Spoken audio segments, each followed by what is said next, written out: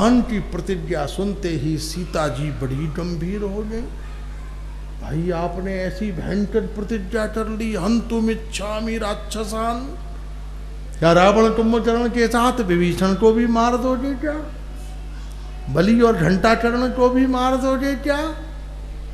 कुछ लोगों की गलती के कारण पूरी जाति से विद्वेष करना, ये तो अच्छी बात नहीं है। झूठ बोलने वाला, दुर्व्यसनी, निंदा करने वाला और हत्यारा, इसका संग जीवन में कभी नहीं करना चाहिए। मनुष्य को सावधानी पूर्वक, सावधान होते हुए जो निंदा करता हो, वो देखो निंदा करेगा, वो निंदा कर रहा है, गालियां दे रहा है, लेकिन जब तुम्हारे मित्र को पता चलेगा कि वो गाली दे रहा था और तुम वहाँ खड़े थे और फिर भी तुम सुनते रहे, तो तुम्हारे संबंध खराब हो जाएंगे। इसलिए जो अनावश्यक सबकी निंदा करता हो, उनके प्रति उसका संग नहीं करो, उसको त्याग दो। जो हमेशा किटी, या तो नीति से विषय बदलो, उसका संग त्याग दो, या जो दुर्व्यसनी है, 24 घंटा जब देखो जेब में से निकाल के बजा रहे हैं। हमने कहा भैया कोई बात अच्छी लगी, ताली बजा रहे हो? ताली नहीं बजा रहे, तमाकू बना रहे हैं।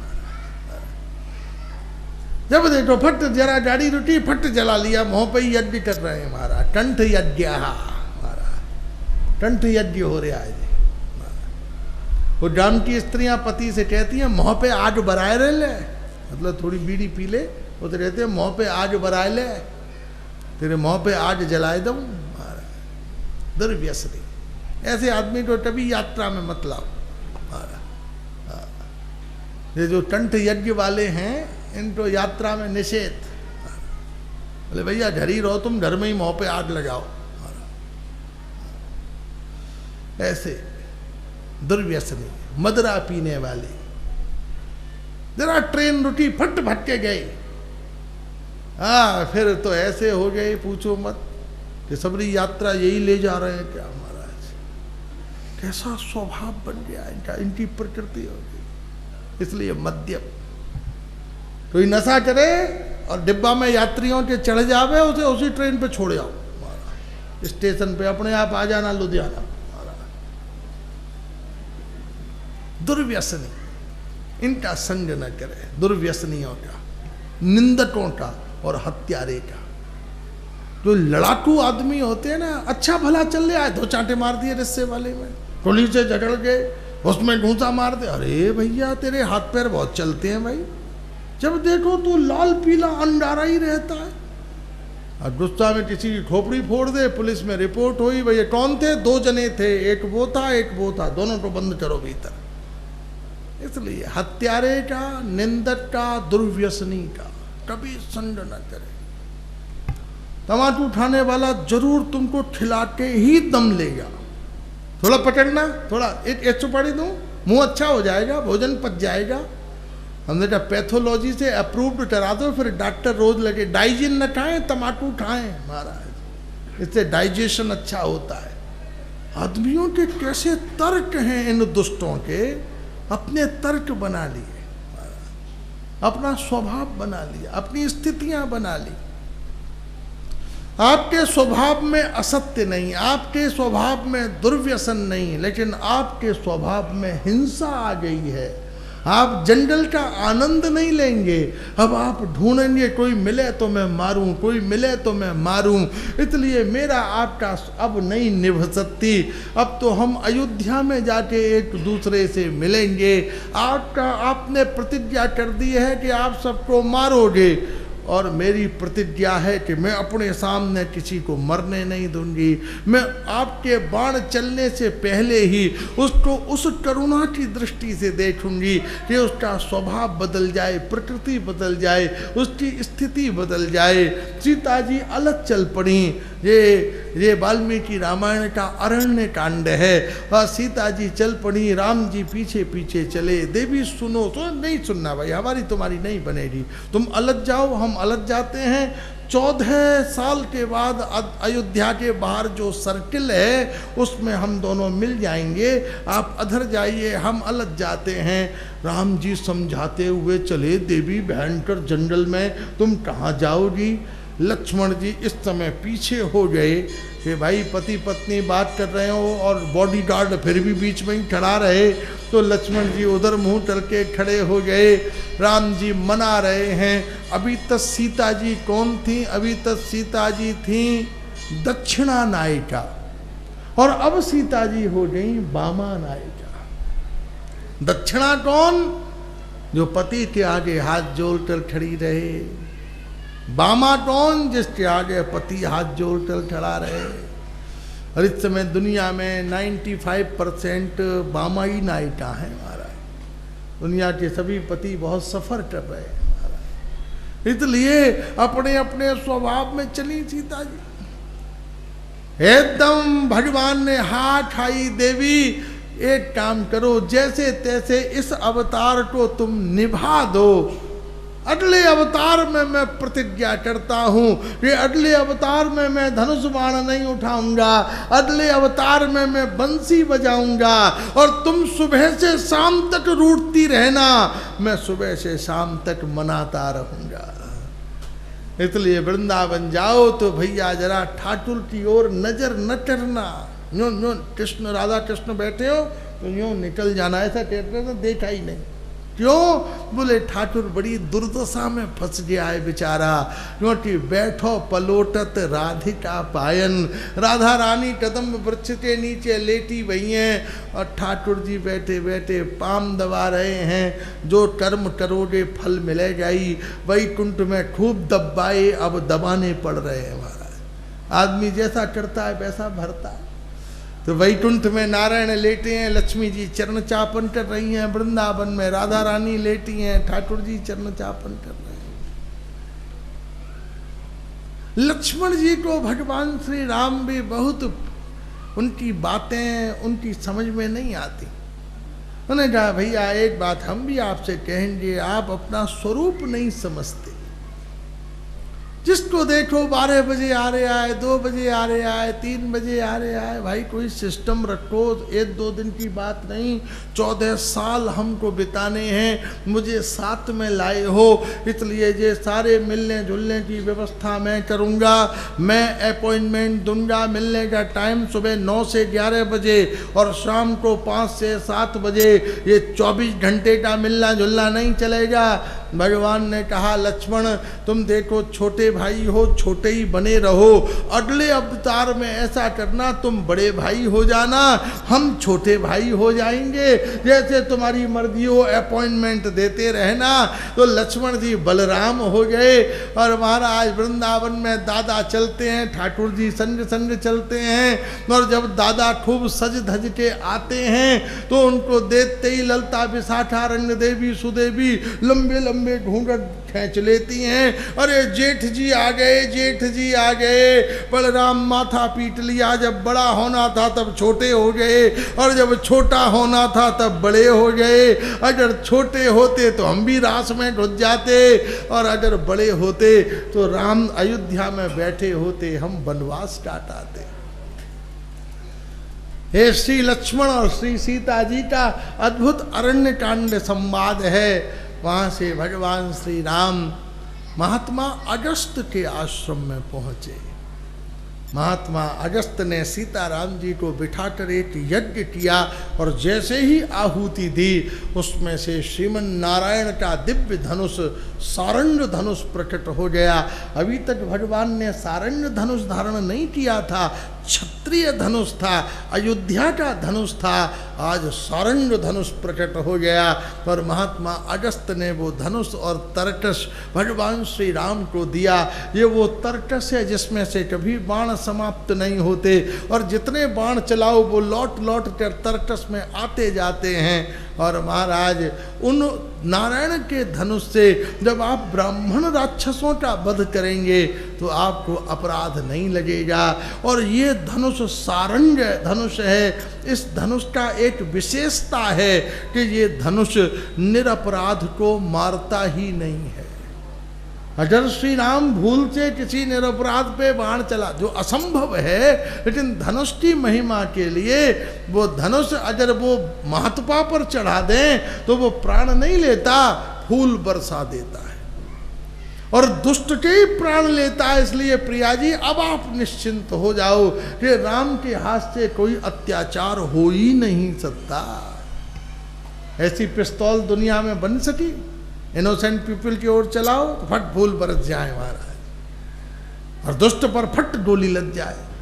लेकिन पहला विज्ञान कैसा था, साइंस कैसी थी, सारा भगवान का धनुष कैसा, जो श्रेष्ठ पुरुषों के प्रति ही चले आवे।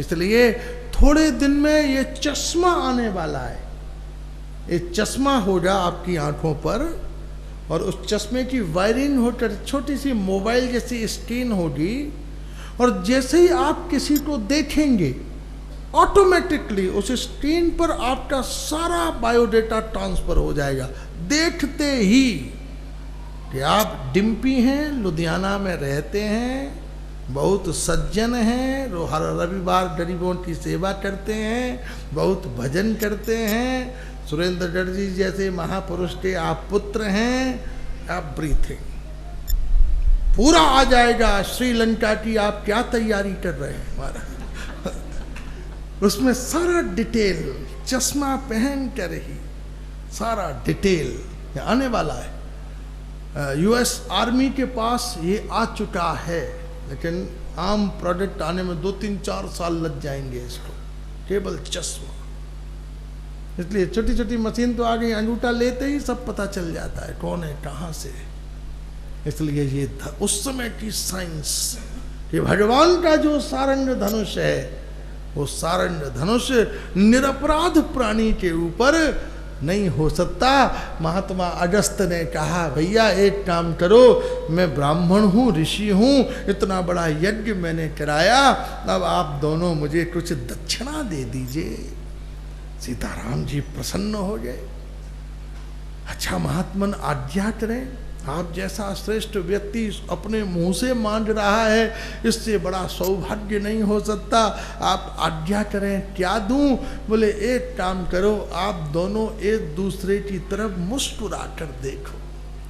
आप दोनों में टेंशन है। पति पत्नी जब लड़के घर से निकलते हैं ना, उनकी लाइफ स्टाइल ही पता चल जाती है। पति वहाँ जा रहा है, पत्नी वहाँ जा रही है, अरे जल्दी चलो लेट हो रहे हैं, तो क्या हवा में उड़ के चलूं क्या? जैसी मेरी चाल है वैसी तो चलूंगी। लड़ झगड़ के चल रही है। तो सीताराम जी का जो बॉडी लैंग्वेज थी उसमें टेंशन थी। महात्मा अगस्त पहचान गए कि इसमें कुछ एडजस्टमेंट नहीं हो रहा है। उन्होंने कहा, देवी आप मुस्कुरा दो। और पति पत्नी का यही तो स्वभाव है, एक बार मुस्कुराए नहीं कि पिछली सबरी बात साफ। फिर क्या, एक बार बस पत्नी हंस जाए, फिर पति नए ऊधम मचाने की तैयारी शुरू कर देता है। पहला तो मामला साफ हुआ, अब नए कोई उपद्रव कर दो, अब तो हंस गई, अब हंस गई तो फिर गुस्सा थोड़ी ना होगी अब हमसे। और माताएं इतनी श्रेष्ठ, इतनी भोली होती हैं, बड़ी से बड़ी गलती पति कर दे, फिर भी वो मुस्कुराती हुई उसे क्षमा कर देती है। एकदम सीता जी, राम जी प्रसन्न हो गए और महात्मा अगस्त ने कहा कि आप बाहर निकलो, आपको एक बहुत दिव्य सेवक प्राप्त हो जाएंगे। और जैसे ही महात्मा अगस्त के आश्रम से बाहर निकले, विशाल गिद्धराज जटायु बाहर खड़े थे। हे राम, हे लक्ष्मण, मुझे प्रणाम करो, मैं तुम्हारा पिता हूं। दोनों भैया देखने लगे, भैया पक्षी और हमारा पिता? अरे भाई आप गिद्ध, हम क्षत्रिय, हम आप हमारे पिताजी कैसे? अरे तर्क न करो, बूढ़ों की बात मानो। और गिद्धराज जटायु भी कहते हैं संस्कृत में बोल रहे थे, ऐसे थोड़ी ना ये आजकल के जो गिद्ध बोलते हैं। भगवान बोले बड़ा लिटरेट गिद्ध मालूम पड़ता है, बड़ा लिखा। दोनों ने प्रणाम किया। और जब सीता जी प्रणाम कर रही थी, नहीं नहीं माता जी आप प्रणाम नहीं करना, आपके चरणों में मैं प्रणाम करता हूं। भगवान ने कहा देवी तुम्हारा बड़ा प्रभाव है, लोग हमसे प्रणाम ले रहे हैं और तुमको प्रणाम कर रहे हैं, कोई ठिकाना थोड़ी ना। कहीं कहीं पत्नी का प्रभाव होता है, जहाँ वो शॉपिंग वॉपिंग करने जाती है, पति तो कौन जाना है, आइए आइए मैडम, आइए आइए मैडम, और पति पीछे पीछे लिथड़ता हुआ चल ले आए, दुकानदार उसे पूछ ही नहीं रहा कुछ भी। मैडम आप लेंगी तो कोल्ड ड्रिंक ले लीजिए। पति सोचे मुँह से कोई पूछे, बोले यहाँ कोई नहीं पूछेगा। कभी कभी तो दुकानदार कह देते हैं थैला अपने नौकर को पकड़ा दीजिए। अरे नहीं नहीं, he is my husband. Oh sorry sorry, मैं समझा आपका नौकर ड्राइवर साथ में आ गया है। बहुत से लोग होते भी ऐसे फेस वाले हैं, पत्नी के साथ ऐसे ही प्रतीत होते हैं नौकर ड्राइवर से। अच्छा आपका बड़ा प्रभाव। अच्छा हे पक्षीराज, आप हमको ये बतलाइए कृपा पूर्वक कि आप हमारे पिताजी कैसे हो। बोले देखो भाई, एक पुरानी कथा है रामायण की। एक बार बड़ा भारी देवासुर संग्राम चल रहा था, और उस देवासुर संग्राम में देवताओं की सहायता को महाराज दशरथ भी पधारे। एक असुर ने महाराज दशरथ के ऊपर नागास्त्र का प्रयोग कर दिया। वो नागास्त्र का कोई प्रतिकार महाराज दशरथ के तरकर में नहीं था। महाराज दशरथ ने सोच लिया कि आज मेरी मृत्यु हो गई। वो नागास्त्र समीप आ रहा था कि उसी समय ये गिद्धराज जटायु जा रहे थे। उन्होंने देखा इतने बड़े धर्मात्मा राजा के शासन से ये पृथ्वी वंचित हो जाएगी। एकदम उन्होंने ऐसी उड़ान भरी कि उस नागास्त्र को पकड़कर राक्षस के ऊपर छोड़ दिया, जिससे असुर मर गया और महाराज दशरथ विजयी और सुरक्षित हो गए। दशरथ जी की बड़ी जय जयकार होने लगी।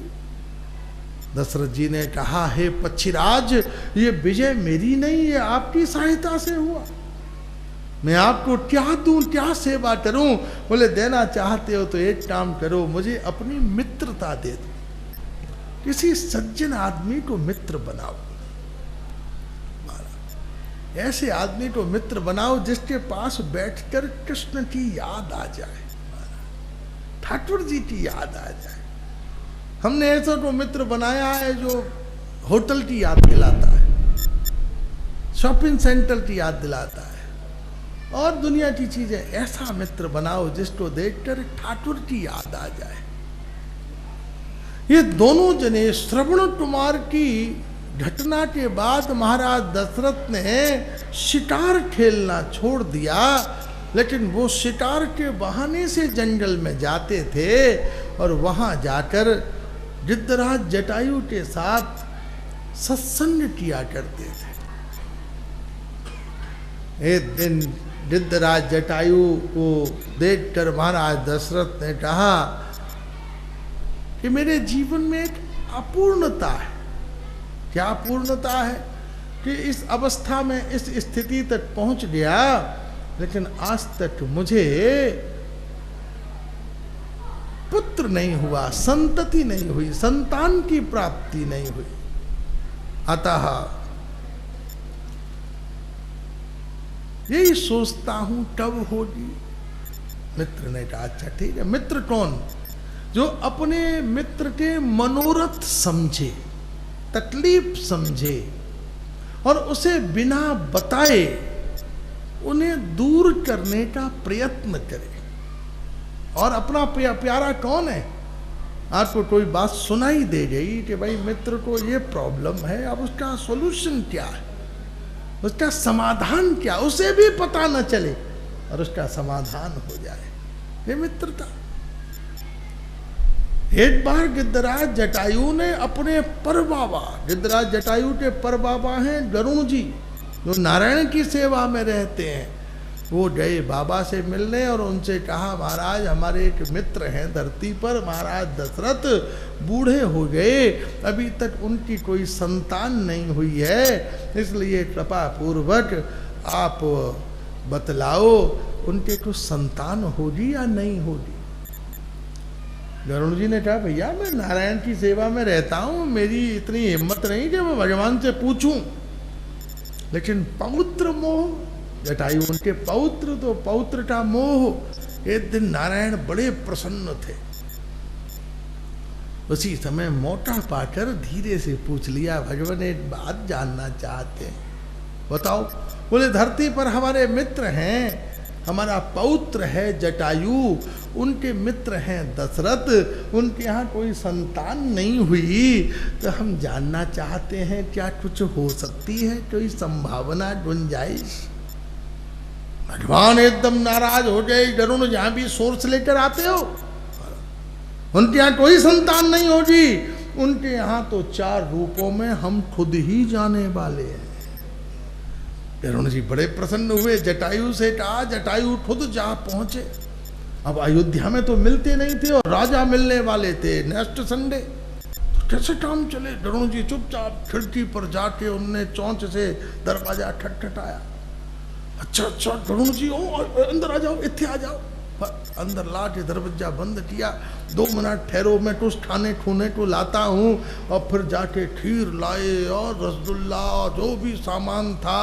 कौशल्या टेटे सोच रही हैं आज जे राजा अकेले, अब पति घर में कुछ खाने को लावे, तो पत्नी सोचती है कि भाई चलो आज दोनों मिलके खाओ। और संयुक्त फैमिली में प्राय ऐसा होता कि पति चुपचाप मोमजा में पैक करके 2 राजभोग लाता है, घर में है 17 आदमी, करे क्या बेचारा।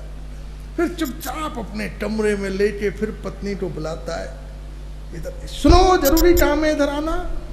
चाची भी, मौसी भी, भाई भी, दादी भी, फिर आधा रसगुल्ला खोल के खिलावे।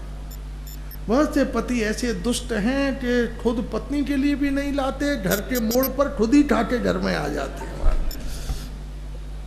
आधी किलो रबड़ी देना, टुल्लर दबा के मोटा देगा, बुड़ बुड़ बुड़ बुड़ पेड़ के नीचे ठाके पानी पी के मुंह पहुंच के चले आए। पत्नी ने पूछा खाना खा लो, पेट में गैस है, कल देखूंगा। आधी किलो रबड़ी खाके गैस नहीं होगी तो और क्या हो जाए। बड़े बड़े दुष्ट लोग भी, बहुत सी पत्नियां भी हैं, फटाफट खीर बना के, रोटी बना के, पति आवे बात है पहले ही खा खू के तैयार। जब पति आया तुम खा लो, आधी रोटी ले लेती हो, 17 पहले खा चुकी है महाराज सवेरे। तो बड़ी बड़ी चतुर भी है हर प्रकार की, ठिकाना थोड़ी ना। महाराज दशरथ थाल फाल सब, कौशल्या जी ने कहा हम आए, बोले तुम रहने दो, तुम्हारी जरूरत नहीं। सुमित्रा जी, टेटे जी सबको छोड़ दरवाजा बंद करके और दशरथ जी आए और दिया।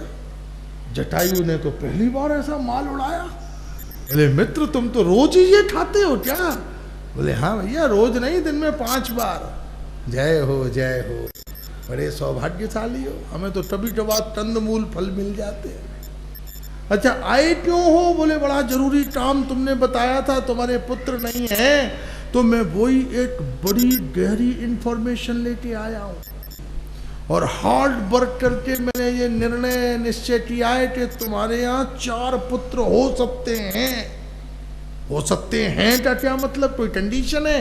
बोले हाँ ये है कि अगर मेरा कमीशन दो तो 4 हो सकते हैं। अरे भैया जो तुम्हारी मर्जी हो, कमीशन ले लो, क्या चाहिए? बोले कमीशन ये है कि बड़े 2 पुत्र की गति मुझे मिले, छोटे 2 पुत्र की गति तुम्हें मिले। बोले मंजूर है, होने तो दो भैया, नहीं होने से होमे तो सही। और इसलिए महाराज दशरथ ने अपनी मृत्यु से पहले तुम दोनों को जंगल में भेज दिया, क्योंकि तुम अयोध्या में होते तो बड़ा बेटा ही पिता की चिता को आग लगाता है, तो मित्र को दिया हुआ वचन टूट जाता। इस न्याय से हे राम हे लक्ष्मण, तुम मेरे पुत्र हो, मैं तुम्हारा पिता।